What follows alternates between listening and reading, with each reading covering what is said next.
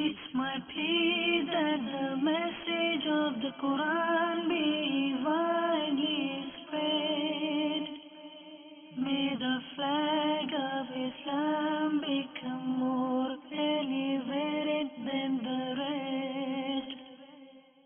Alhamdulillahi Rabbil Alameen, wassalatu wassalamu ala Sayyidil Mursaleen. Amma ba'd, fa'a'udhu billahi minash shaytanir rajim, bismillahir rahmanir rahim.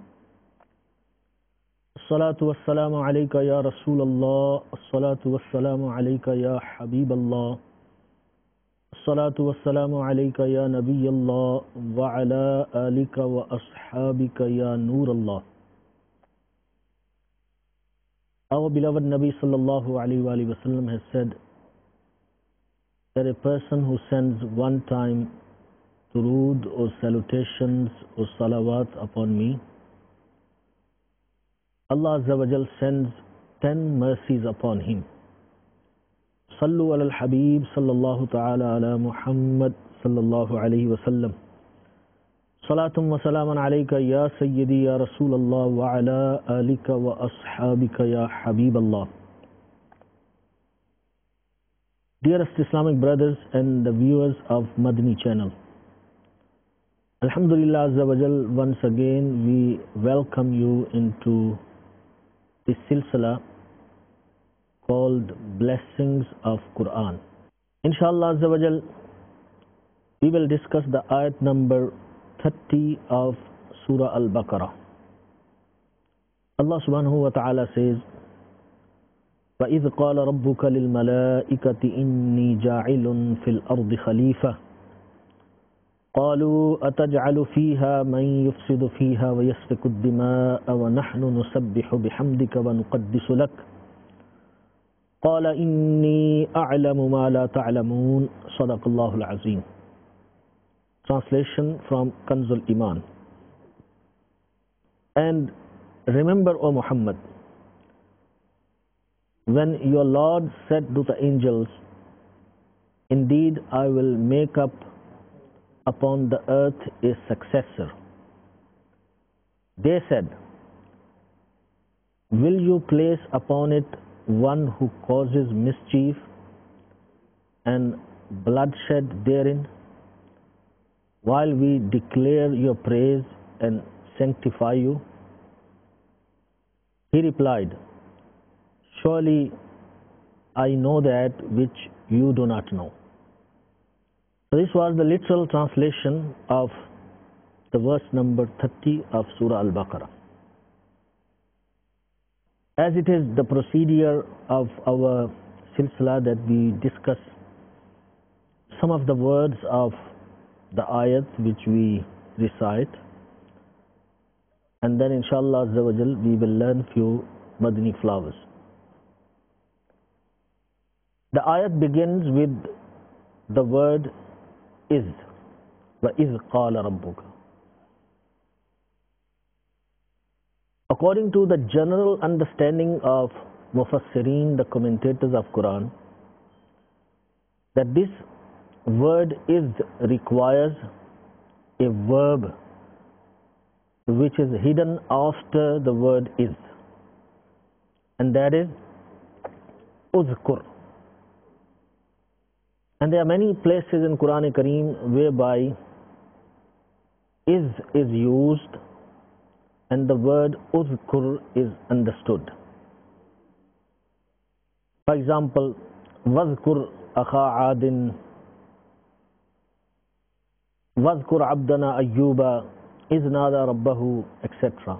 And there are many ayat in Quran Kareem similar to this pattern and this understanding.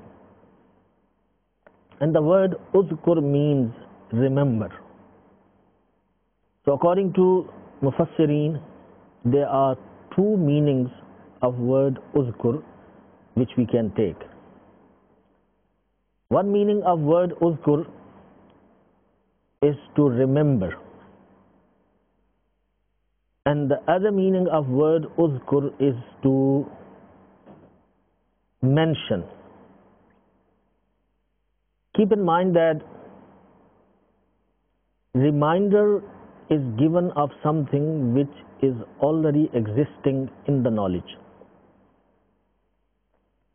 Reminder is not an initiation of knowledge, it's not the beginning of knowledge. It is indeed in the knowledge, and then it is being reminded. That's what is called reminder. So here we are told that our Nabi sallallahu alaihi wasallam knows all the happenings and the waqi'at which took place in the past. It is obvious that these things were not told to Rasulullah sallallahu alaihi wasallam before, because Quran was being revealed upon him at that time, and Rasulullah sallallahu alaihi wasallam did not study history. So how can he be given a reminder if something is just being revealed upon him, and it is proven that he did not study the history of other nations and the previous happenings? This tells us very clearly that everything that has happened in the past, Rasulullah sallallahu alaihi wasallam was given the knowledge of that.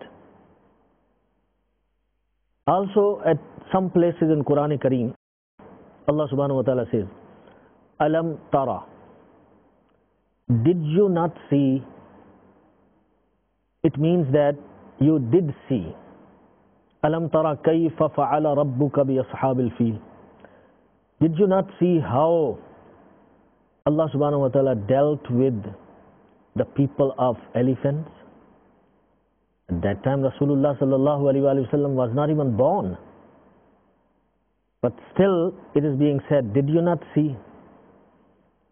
So that tells you, even though he was not born, but the incident of Ashab Fil, Abraha, was in front of the eyes of our beloved Nabi sallallahu alaihi wasallam. So from here we understand the knowledge of unseen of our beloved Nabi sallallahu alaihi wasallam and his being Hazir and Nazir. Then Allah subhanahu wa ta'ala says in this ayah karima, Qala Rabbuka. This news is being given to angels about the creation of Hazrat Adam alayhi salam. And this is being done for several reasons. There are wisdoms in it. And let's try to understand some of the wisdoms. The one wisdom that we can understand is this, that we should consult, we should make mashwara. And that is the hidayat, that is the guidance and the knowledge which has been given to us in this ayah karima.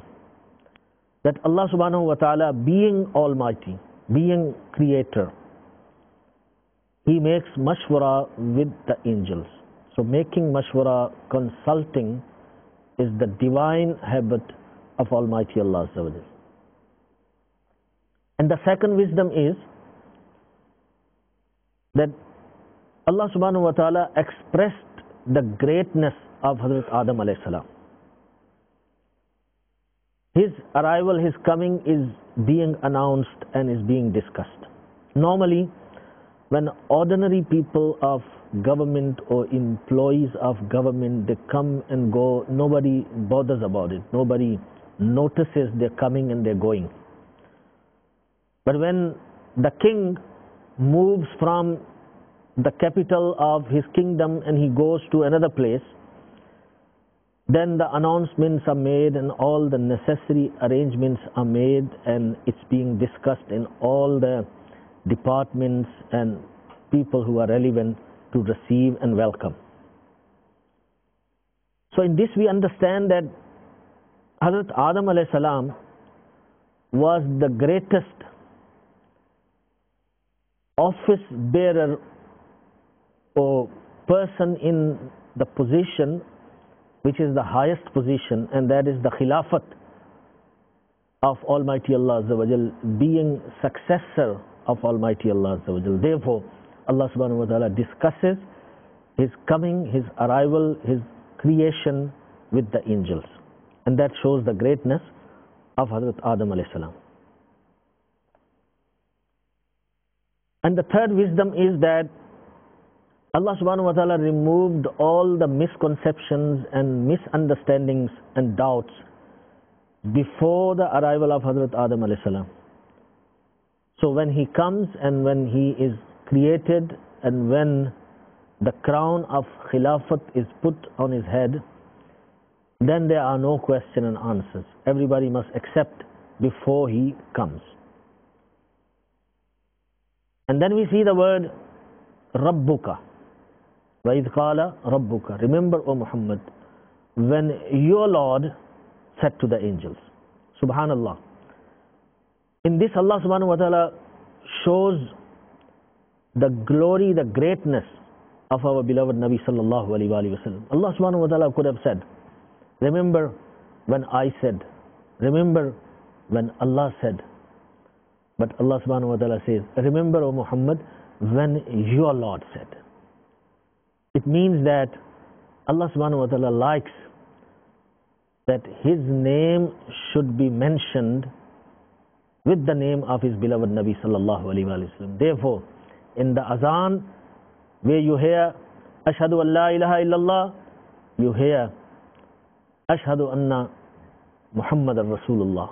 In kalima, La ilaha illallah Muhammadur Rasulullah. In namaz, where you read Surah Fatiha, you read Quran Kareem, you say Subhana Rabbiyal A'la, you say Subhana Rabbiyal Azim, you also say Assalamu alayka ayyuhan nabiyyu wa rahmatullahi wa barakatuhu. So everywhere where there is name of Almighty Allah Azza wa Jal, there is name of our beloved Nabi sallallahu alayhi wa sallam. Because in this whole story of Hazrat Adam alayhi salam and his creation, the one who is really meant is our beloved Nabi sallallahu alayhi wa sallam, because he is the cause of the creation. He is the cause of the creation of Hazrat Adam alayhi salam. As it is mentioned in Hadith Qudsi, Lawlaka lama khalaqtul aflaq, Lawlaka lama khalaqtud dunya. And there are other hadiths which have more or less similar words. That, oh beloved, if you were not created, I would not have created the heavens. If you were not created, I would not have created the universe. Dearest Islamic brothers and the viewers of Madani channel, then the word Malaika is used. وَإِذْ قَالَ رَبُّكَ لِلْمَلَائِكَةِ. Malaika is plural of Malakun. And Malakun means angel. In English, angel. In Arabic, Malak. And in Urdu, we say Farishta. So since we are talking about angels, let's try to know something about angels. Who are they? How are they created? How many of them are there? The definition of an angel is هو جسم نوري يتشكل بأشكال مختلفة لا يذكر ولا يؤنث. Angels are embodiment of light. They are created from light. They have different shapes, different looks. They're not masculine, they're not feminine. They're very powerful. They belong to Alam-e-Malkut. It's another world. Like this world where we live is called Alam-e-Khalq. And then there's another world which is called Alam-e-Amr. And there's another world which is called Alam-e-Malkut. So they really belong to another world which is called Alam-e-Malkut. And there are too many in numbers. There is no way that we can know the numbers of angels. So I would give you a brief account just to have a clue, so you can visualize the largeness of the quantity of angels. It is mentioned in Tafsir Ruh al-Bayan that humans are the 1/10 of the numbers of jinns. So jinns, in other words, are 9 times more than humans. Then if you put the jinns and humans together, they are 1/10 of the animals of dry land.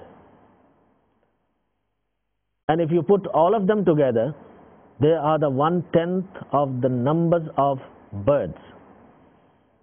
And if you put all of them together, they are the 1/10 of the numbers of animals in the water, in the seas, in rivers, wherever there is water. And if you put all these creations together, they are the 1/10 of the number of angels on the ground only. And if you put all of them together, including the angels on the earth and humans and jinns and birds and the animals in water, etc., they are 1/10 of the numbers of angels who are on the first sky, on the first heaven. And then similarly, it would continue right up to the 7th heaven, the 7th sky.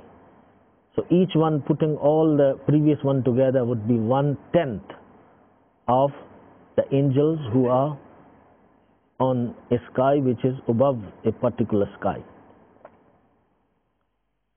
Then if you put all together, all the creations together, they are 1/10 of the number of angels who are around the kursi, around the chair of Almighty Allah Azza wa Jal. And if you put all of them together, they are 1/10 of the angels who are around the first curtain of Arsh, the throne of Almighty Allah Azza wa Jal. And keep in mind, there are 600,000 curtains of Arsh of Almighty Allah Azza wa Jal, and on every curtain the number of angel is bigger than the number of previous curtain, and it's the same difference of 1/10 as we have mentioned. And then if you put all the angels and every other creation together, they are 1/10 of those angels who are around the Arsh of Almighty Allah Azza wa Jal.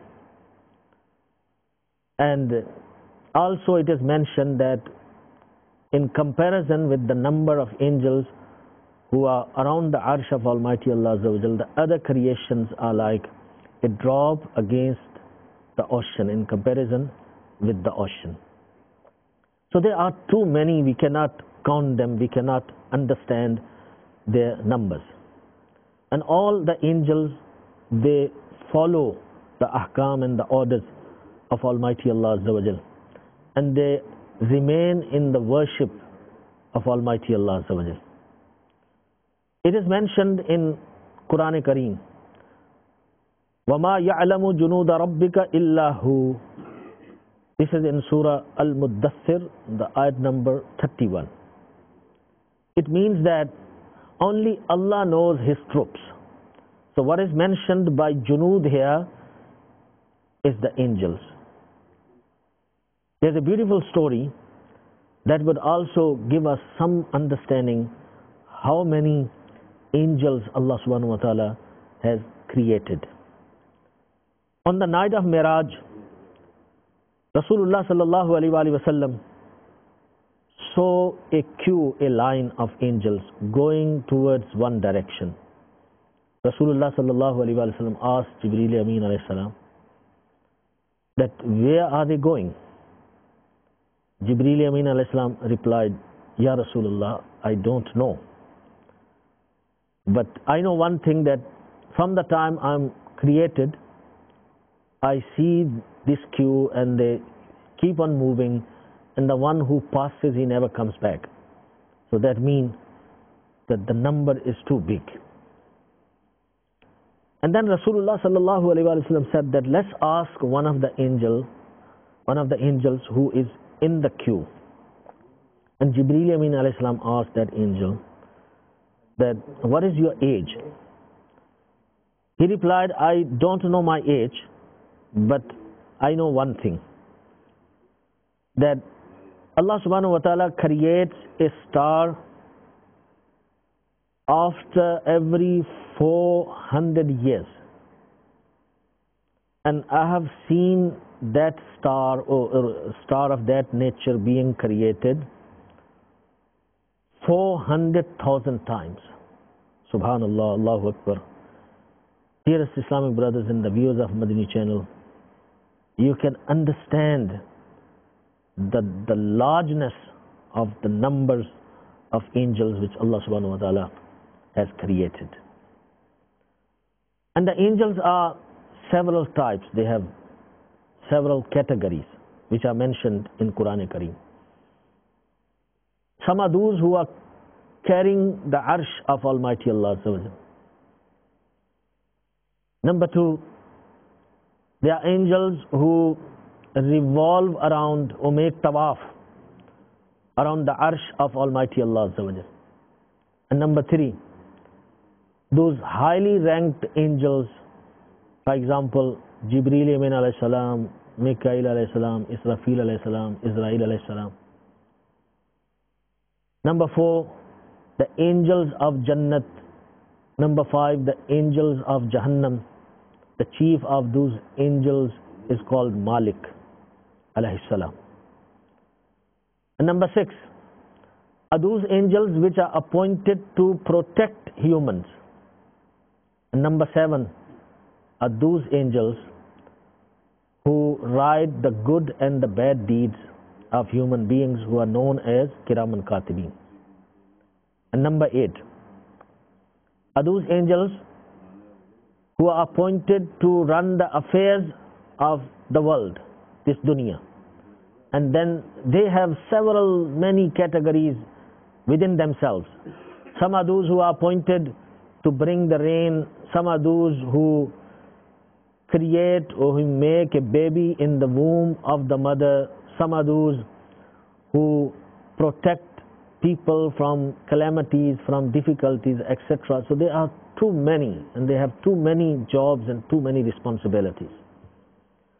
Hazrat Sayyidina Abdullah ibn Abbas radiallahu ta'ala reports that when a person is stranded in a jungle and he got no clue which side to go, and totally lost and misguided, he should say, and he should actually shout, A'inuni ya ibadallah, O bondsmen of Allah, O slaves of Allah, please help me.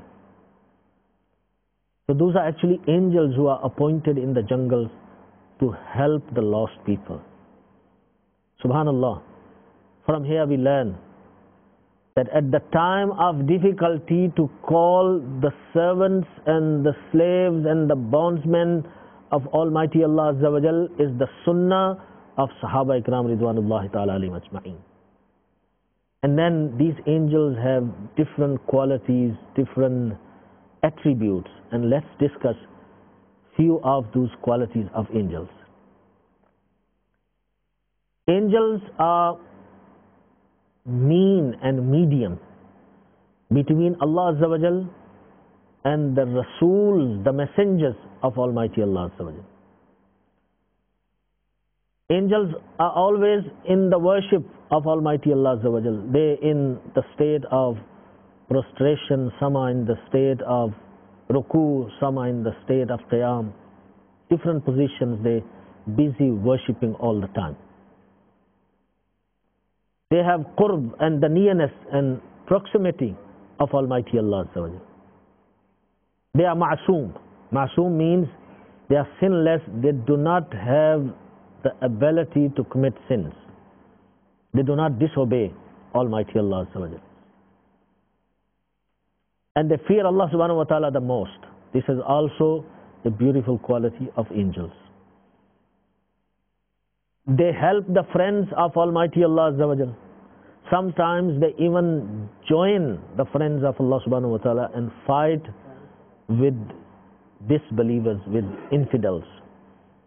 As it happened in the battle of Badr, that angels came on the side of Muslims, on the side of believers, and they fought with kuffar. And we also learn that they have wings and they have arms. So all these categories, different categories which we have discussed, are mentioned in Quran Kareem. Keep in mind that Allah subhanahu wa ta'ala kept the angels first in the skies, in the heavens. And He allowed the jinns to dwell in the earth. And this happened 60,000 years before the creation of Hazrat Adam alayhi salam. So these jinnat, these jinns, they lived on the earth for 7,000 years, and then they started having animosity with each other, jealousy, they started fighting, and there was a lot of bloodshed and fights amongst them. At that time, Iblis was in the qurb of Almighty Allah Azza wa Jal. He was accepted, maqbool in the bargah of Almighty Allah Azza wa Jal. And his name was Azazil. And he was a great scholar, alim, and abid, hard worshipping person. He was ordered to take some angels, the group of angels, and go and fight with the jinns and chase them to islands, to the jungles, to the mountains. And he came and he fought and he chased the jinns towards the islands, towards the jungles, towards the mountains. That is one of the reasons that even till today you find more jinns in the mountainous areas, in the jungles and in the islands. And then Allah subhanahu wa ta'ala divided angels into two categories. Those who came to fight with the jinns on the ground, they were ordered to stay on the ground. And the other categories of the angels stayed in the heavens. So because Azazil or Iblis or Shaitan offered this service, Allah subhanahu wa ta'ala granted him the kingdom of the earth and the first heaven, and he also had free access to go to Jannah. So therefore he used to worship on the earth, on the sky, and also in the Jannat as well. And because of this greatness which he received, because of the high station which he received, he became proud. He started feeling that I am big, I am great. And that what led him to disobey Allah subhanahu wa ta'ala, and this incident we will discuss on its place. Dearest Islamic brothers and the viewers of Madani channel, then the second issue which we can discuss is the creation of Hazrat Adam alayhi salam. We have discussed about angels in brief, and let's try to know about the process of the creation of Hazrat Adam alayhi salam. It is mentioned in Tafsir Azizi that when Allah subhanahu wa ta'ala planned to create Hazrat Adam alayhi salam, he ordered Hazrat Jibreel Amin alayhi salam to go and bring the soil or the sand from the earth of all the different types. For example, black, white, red, salty, sweet, soft, hard, all type of sand, a handful sand he should bring. When Jibreel Amin alayhi salam came and he told the earth that I'm here to take a piece from you, the earth asked that I take refuge of Almighty Allah Azza wa Jal, that a part of me will go into hellfire, part of me will burn one day in the hell. So when he heard that the earth is taking the refuge of Almighty Allah Azza wa Jal, Hazrat Jibreel Ameen alayhi salam did not take the sand from the earth, and he came back and he said, Ya Allah, I could not do that, because when sand took your name, because of the respect and the glory of your name and your izzat, I left that and I could not bring the sand. Then Hazrat Israfil alayhi salam and Hazrat Mikail alayhi salam were told to do the same job, and they came back empty-handed as well, with the same reason as Hazrat Jibreel Ameen alayhi salam gave. Ultimately, Allah subhanahu wa ta'ala told Hazrat Malakul Maut, Hazrat Israel alayhi salam, he went and the earth gave the same reason. He said, I will not listen to you. I will obey the order of Almighty Allah Azza wa Jal.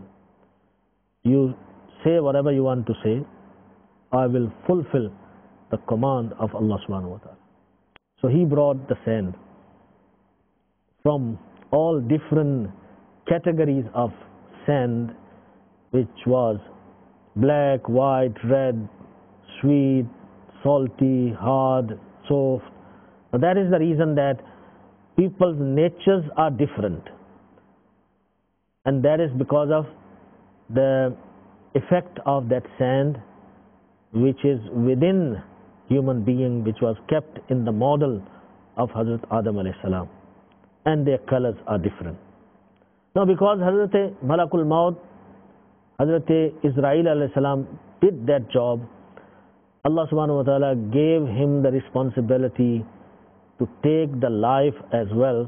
So because he brought the piece of earth, so he must take that piece and put it back or join in the earth as well. When a person dies, he goes into the earth. Then Allah subhanahu wa ta'ala ordered the angels that this sand should be kept exactly at that place where the Khana Kaaba is today. And then the order was given to make mud out of it, make clay out of it. And then the rain came. Rain provided the water for 40 days. 39 days the rain of sorrow and troubles and calamities came, and one day the rain of happiness came upon this clay, upon this mud. So that is the reason that most of the time human being is unhappy, most of the time human being has problems and difficulties and sorrows and calamities, and less times he has happiness and the moments of joy and happiness. Then the angels were ordered to take that clay and keep it at the place, a valley called Nu'man, near Arafat mountain, which is between Makkah and Taif, and must keep it there.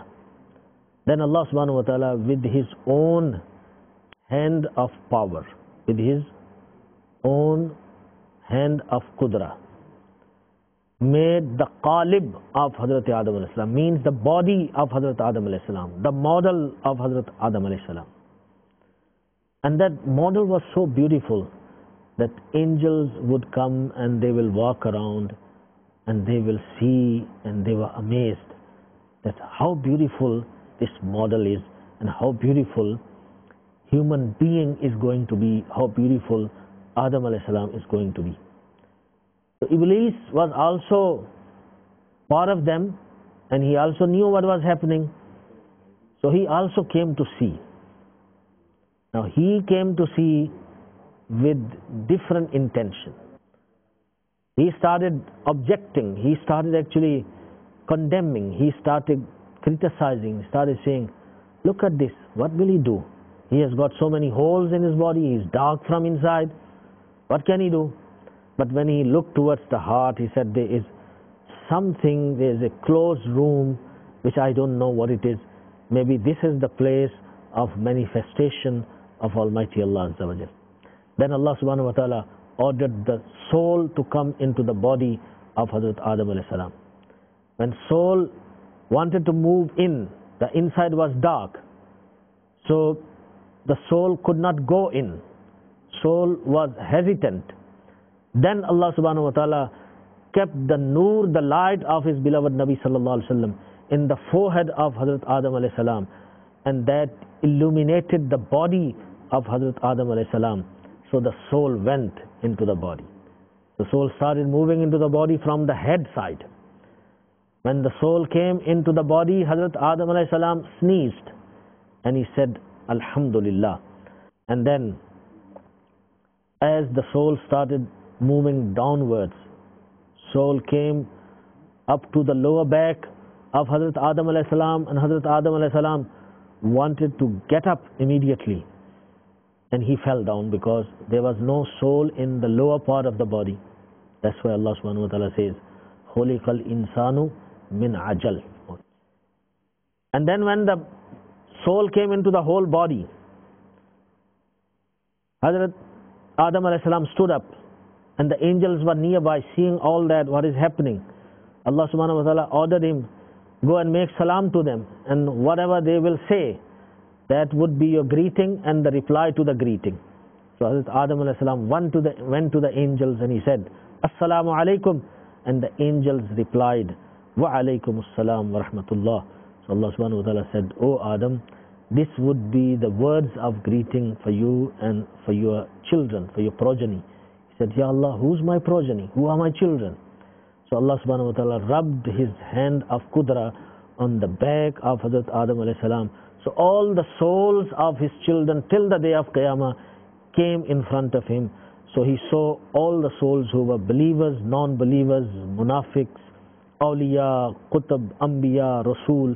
Everybody was shown to Hazrat Adam alayhi salam. What a wonderful incident, what a wonderful story of knowing about the creation of Hazrat Adam alayhi salam. So there are many more Madani flowers on this topic which we could not discuss because of the limitation of time. But inshallah as we will get chance and opportunity again, we will continue with this beautiful topic. We make dua that Allah subhanahu wa ta'ala give us tawfiq and chance to study Quran and understand Quran and learn Quran, and may we love Quran Kareem, because this is the kalam and the word of Almighty Allah Azza wa Jal. Ameen bijahin Nabi al-Ameen sallallahu alayhi wa sallam. Sallu ala al-Habib sallallahu ta'ala ala Muhammad sallallahu alayhi wa sallam. It's my plea that the message of the Quran be